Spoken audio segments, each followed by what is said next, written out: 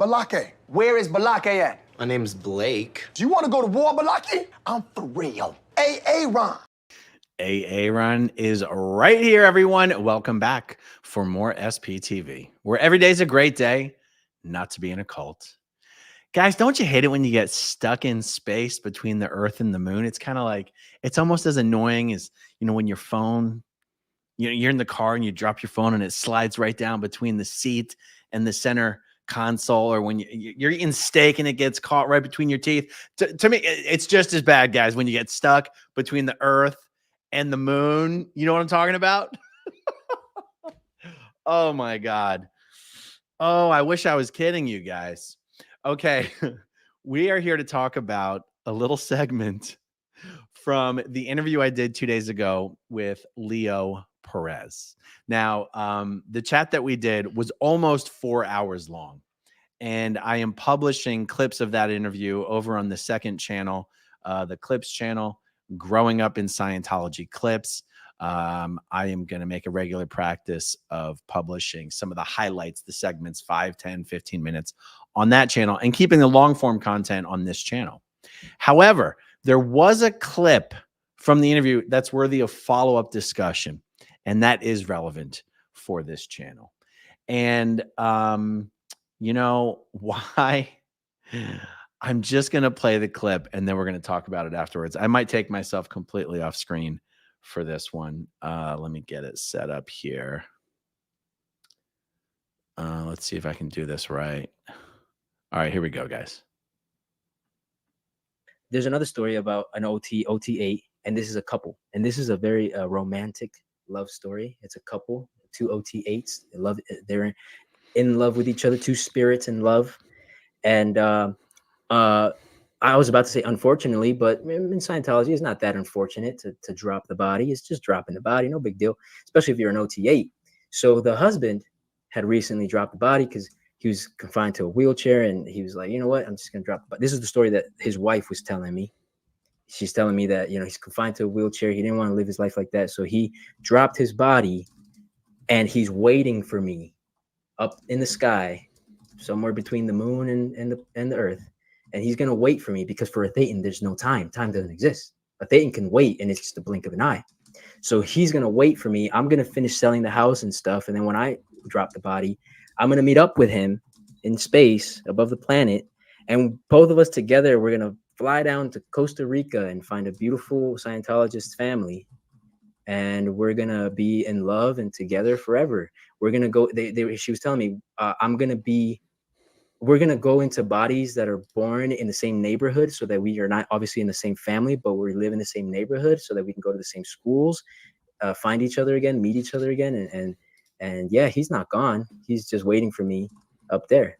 And to me, that was a very powerful OT8 love story. Like, it's like, that's what real, like, OTs who still believe it, that's what they believe. Do you remember about how old the guy was? Yeah, he's pretty old, maybe 80. Well, his wife was around that age, so I assume. Did it sound like when she got done selling the house and everything that she was then planning on dropping the body? Yep. Like a Thetan with her Thetan powers. He's waiting for me, so I'm just going to, finish closing cycles, drop my body, and we're going to start again. So as a relatively new Scientologist, what did it mean to you that she was basically saying she was planning on causatively dropping the body? At that point, I just understood it. Like, yeah, the body's just a body. But what did it mean to you? What did you think that meant was going to, like, how would that happen? I thought she was going to go to sleep one day and just not wake up. Yep. That's what I thought she was going to do. Just like, okay, everything's sold, everything's ready. All right, here I go. I'm going to sleep. And I didn't think she was going to take something or do anything like dramatic. I just thought that she could causatively, literally just disconnect. There's supposed to be a thread, right? And OT8 should be able to know how to snip the thread and disconnect and fly away. That's what I thought she was going to do. Yeah. Do you know if, did you ever follow up with her? See if that happened? No, I never saw her again. She wasn't a regular. She was just there, sort of closing cycles in Mexico City. I think she was probably from a different part of Mexico, so she had to like go to Mexico City, close some cycles, or probably finish some step on the bridge. And you know what? The auditors and the people at the HGC and the people at the org were probably like, okay, well, hurry up and finish these steps on the bridge. Give me your money real quick for these courses and whatnot, so that when you go do that, what you want to do, you can do it causatively and effectively. Yeah. So they're just okay. As he was telling me that story, I'm going to take my earpiece out here.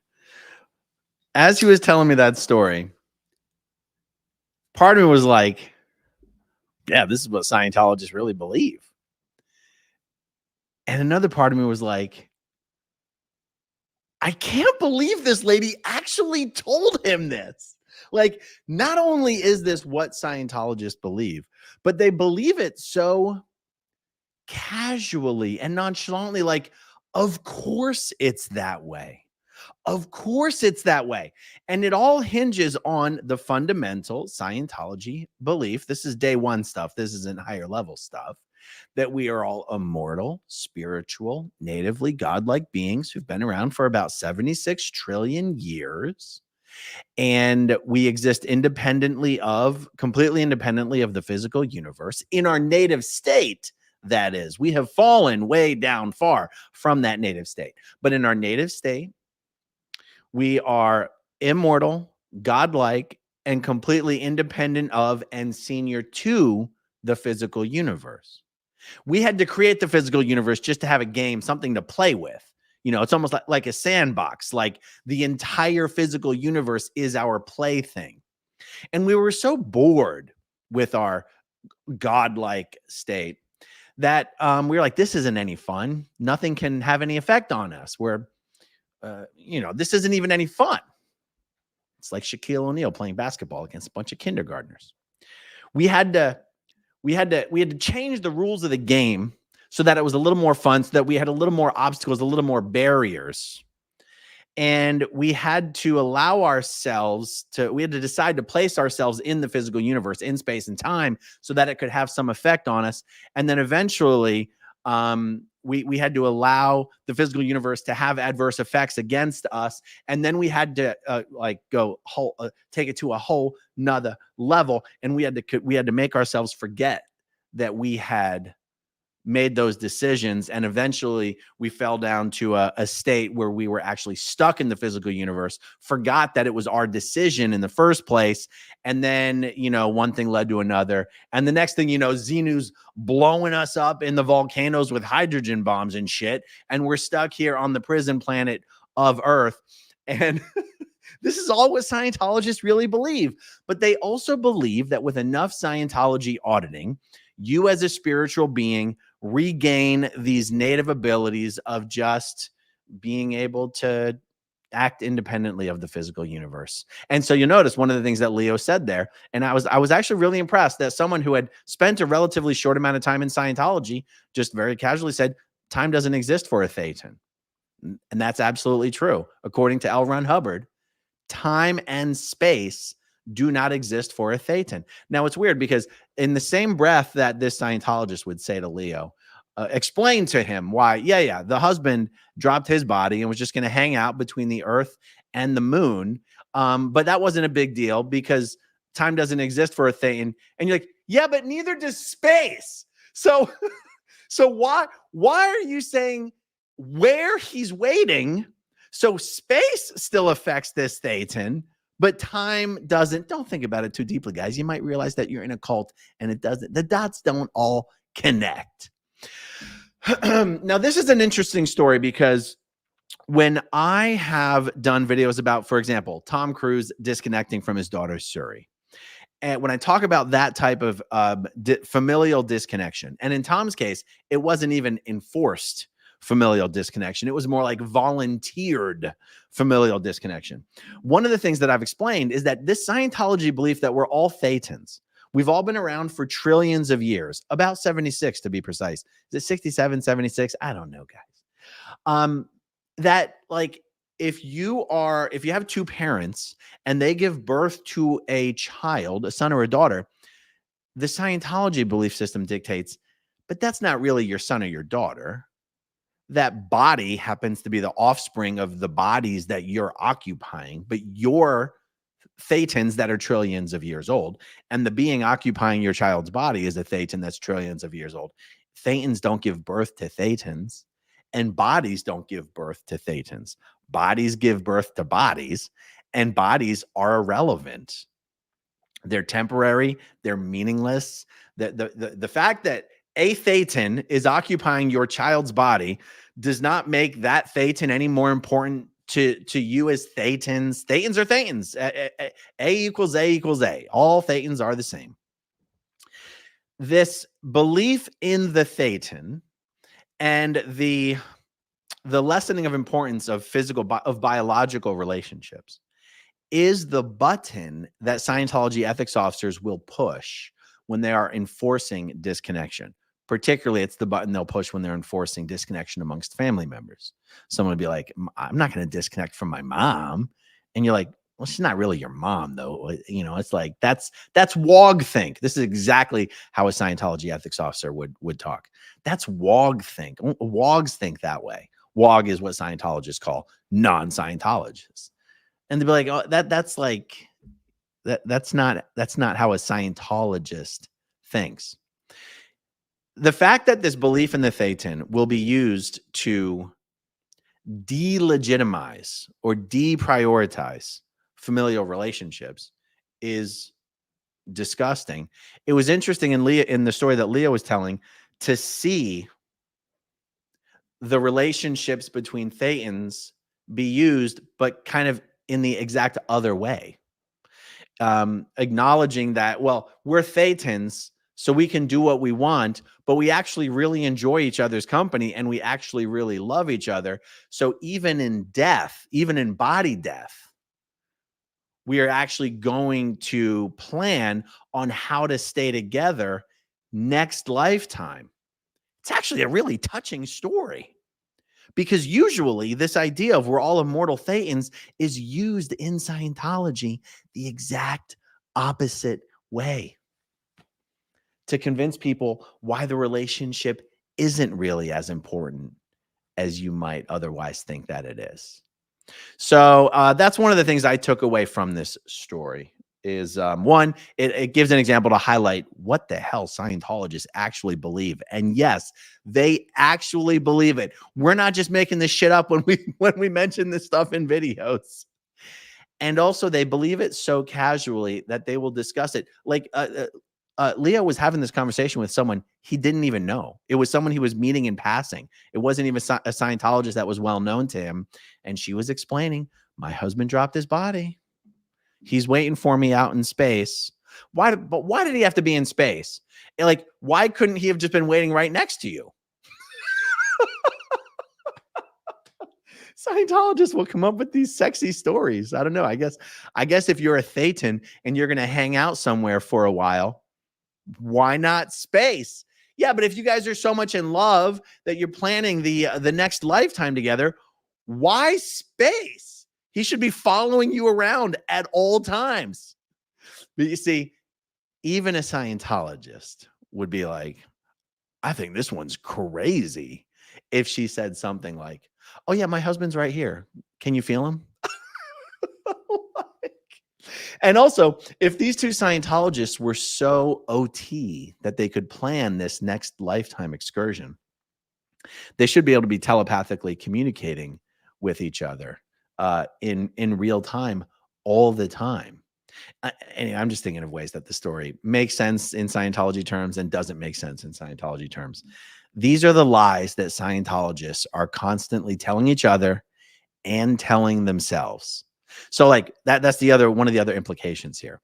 This Scientologist had truly convinced herself that both she and her husband had done enough Scientology to regain enough spiritual awareness and ability to bypass the between lives implant station, skip the thing where you get your memory wiped, bypass the automaticity, the automatic pre-programming that's done by our alien captors that man the between lives implant stations, bypass the automaticity of reporting to the implant station and then being shot back down in a baby body. So it was actually this woman who had told herself a story, not only about the ability she had regained that she hasn't had the opportunity to test yet, but she told herself a story about the ability her husband had regained. It's the story that she had to tell herself to feel better about the fact that her husband was dying. He's not really dead. He just dropped the body. Oh, and he didn't go to the implant station. He's waiting for me out in space. And I'm very confident that I have regained the exact same ability. And we've got plans. It really is what Scientologists are expecting to get from Scientology. And I ask you, if you think that is what Scientology is going to give you, is there any price that would be too high? I would argue no. And that is why Scientologists give everything and more. They really do believe. They lie to themselves about this. Scientologists are constantly lying to each other about it, telling stories about having exteriorized here, having exteriorized there. In order for there to be any possibility that Scientologists would ever have a chance of gaining these abilities, L. Ron Hubbard himself would have had to have gained all these abilities. And yet every story of L. Ron Hubbard's life, even the ones told by people who are still Scientologists, are trying to hype him up.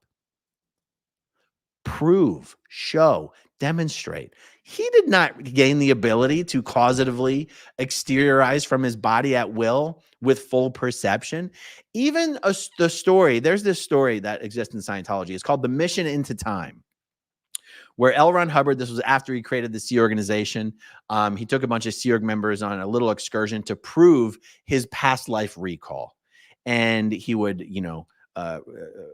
write out these instructions of things that he'd remembered, of locations of things, and he would send the Sea Org members out to find these things and come back and report back. And it was a weird thing. There was a little booklet that was written about it that you could read in the Sea Org. I remember the book floating around, but I don't remember it being available for purchase.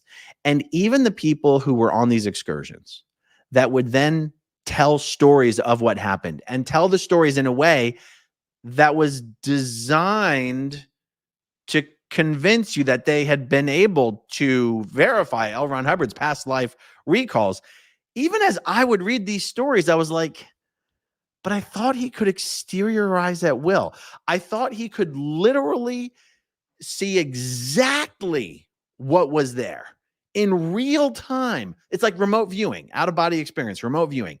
Literally see it. He could count the blades of grass.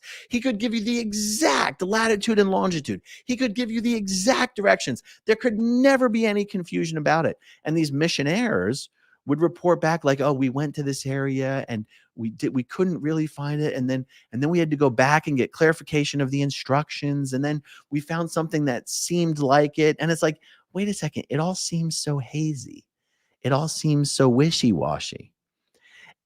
And these are the people who were trying to convince you that L. Ron Hubbard really did have all of these abilities. Anyway, never mind the fact, how about this? Never mind the fact that for the last 6 years of his life, when he was off in, seclusion, allegedly doing research into the upper OT levels, he had to rely on Pat Broker and David Miscavige to, shuttle communications back and forth. And that was the only way L. Ron Hubbard could have any contact with the world of Scientology. Well, if L. Ron Hubbard had all of these upper level OT abilities, and if anyone else in Scientology at that time, let's just say Senior Case Supervisor International, had these upper level OT abilities, why couldn't they just telepathically communicate to each other? Why did they need to have these super secret confidential courier runs? I mean, every Scientologist who audits themselves on OT7, and I guess this even applies to OT5 and OT3, every one of these Scientologists has convinced themselves and will try to convince you that they have the ability to telepathically communicate with these sick alien spirits that are stuck to their body. And for thousands of hours on OT7, they telepathically communicate with these spirits and apply the right Scientology counseling procedure to get rid of the spirit's reactive mind and make them blow and go pick up a body and all this stuff. And it's like, so you can do that. But L. Ron Hubbard couldn't telepathically communicate with the people at International Management. It's almost like someone's making up a whole bunch of bullshit. And it turns out, guys, that is the big secret. The upper OT levels are just a whole bunch of bullshit. Forget the upper OT levels. The lower OT levels are a whole bunch of bullshit. All right. So anyway, just a fun little chat that was inspired by this story that Leo told.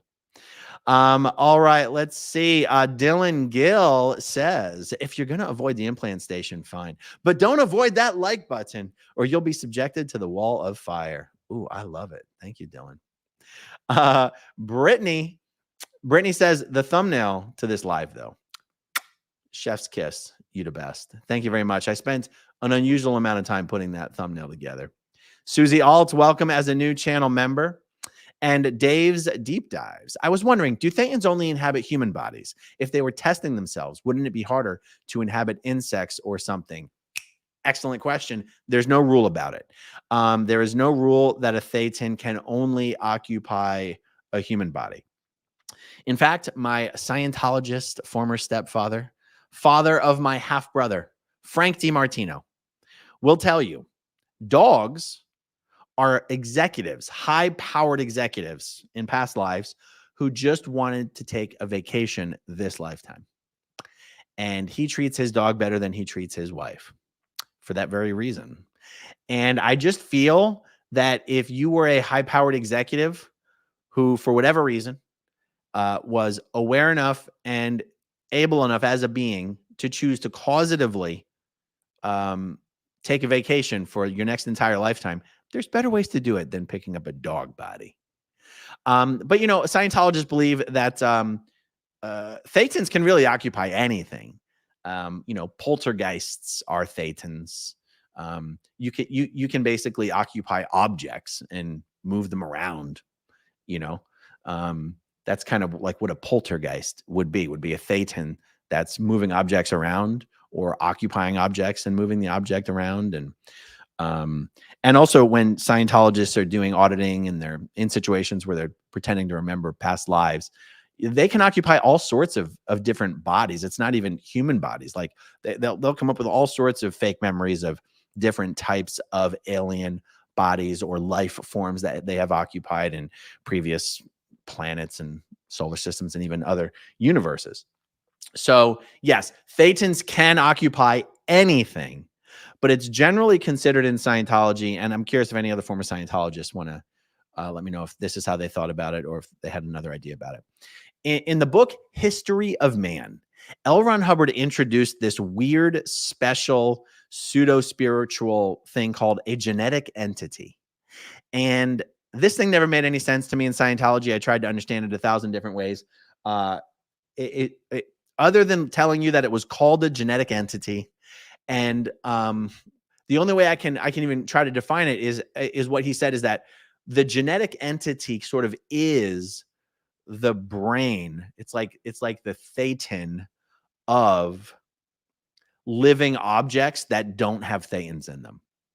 So like a starfish has a biological system that operates what do they call the two different types of nervous systems? The one that you consciously do and the one what's the name of the nervous the part of your system that keeps your heart beating? Okay, what is the nervous system that keeps the heart beating? It's the involuntary. No. Sympathetic, parasympathetic. Ugh. Heart rate is controlled by two branches of autonomic involuntary nervous systems. The autonomic. Anyway, the thing that keeps a starfish alive and keeps its heart beating or keeps it breathing, that's the genetic entity. So I guess a Scientologist would say autonomic, is that an animal, a plant or an animal or lower life form does not need a Thetan in it in order to live. That's the genetic entity. And the genetic entity was supposed to be what was responsible for the evolution of the human body. None of it made a damn bit of sense. So if you're a starfish, or if you have a starfish, either there's no thetan in it and the GE is what's keeping that thing alive, or maybe you're a high-powered thetan who just wanted to take a vacation next lifetime and you chose to occupy the body of a starfish. Chances are you're the most interesting starfish in your little star cluster. All right, everyone. That is it for me tonight. Hope you've enjoyed this little chat. Deep thoughts with AA Run. Thank you for hanging out with me, and I'll talk to you soon.